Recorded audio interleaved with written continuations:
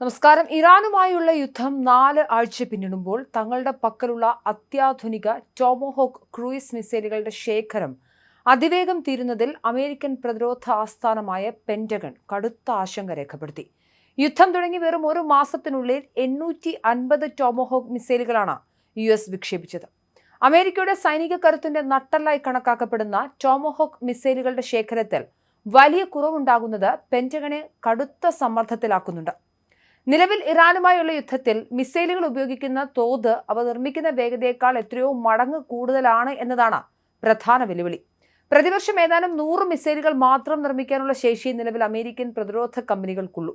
കഴിഞ്ഞ വർഷത്തെ പ്രതിരോധ ബജറ്റ് രേഖകൾ പ്രകാരം വെറും 57 മിസൈലുകൾ മാത്രമാണ് അമേരിക്ക വാങ്ങിയത് എന്നതാണ് വസ്തുത. നിലവിലെ 850 മിസൈലുകളുടെ ഉപയോഗവുമായി താരതമ്യം ചെയ്യുമ്പോൾ ശേഖരത്തിന്റെ ശോചനീയാവസ്ഥയും വ്യക്തമാകുന്നുണ്ട്. സൈനിക വൃത്തങ്ങളിൽ ആയുധങ്ങൾ പൂർണ്ണമായും തീരാറായ അവസ്ഥയെ സൂചിപ്പിക്കാൻ ഉപയോഗിക്കുന്ന വിൻചെസ്റ്റർ എന്ന കോഡ് ഭാഷയിലാണ് നിലവിലെ സാഹചര്യത്തെ ഉദ്യോഗസ്ഥർ വിശേഷിപ്പിക്കുന്നത്.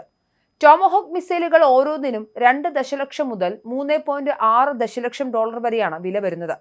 ഇവ നിർമ്മിക്കുന്നതിലെ സങ്കീർണതയും കൃത്യതയും കാരണം ഉൽപാദനം പെട്ടെന്ന് വർദ്ധിപ്പിക്കുക എന്നത് പ്രായോഗികമായി പ്രയാസകരമാണ്.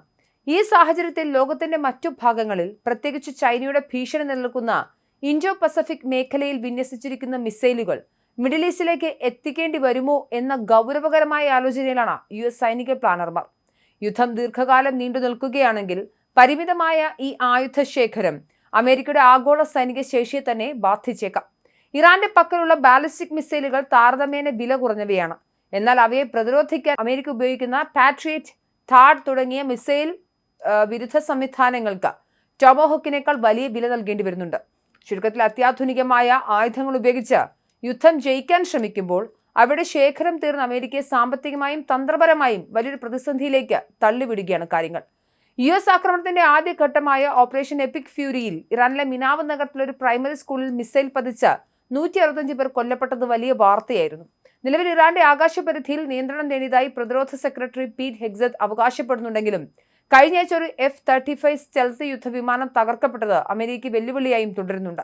ആയുധക്ഷാമം പരിഹരിക്കാനായി പ്രസിഡന്റ് ഡൊണാൾഡ് ട്രംപ് പ്രമുഖ പ്രതിരോധ കമ്പനികളുടെ തലവന്മാരുമായി വൈറ്റ് ഹൌസിൽ കൂടിക്കാഴ്ച നടത്തി. ടോമഹോക്ക് ഉൾപ്പെടെയുള്ള അത്യാധുനിക ആയുധങ്ങളുടെ ഉൽപാദനം 4 ഇരട്ടിയായി വർദ്ധിപ്പിക്കാൻ കമ്പനികൾ സമ്മതിച്ചതായി ട്രംപ് സ്ഥിരീകരിച്ചു. ടോമഹോക്കിന്റെ ഏക നിർമ്മാതാക്കളായ RTX ആണ് ഇതിൽ പ്രധാനി. എന്തായാലും ഈ ഘട്ടത്തിൽ അന്താരാഷ്ട്ര വിപണിയിൽ എണ്ണവില കുതിച്ചുയരുന്നുണ്ട്.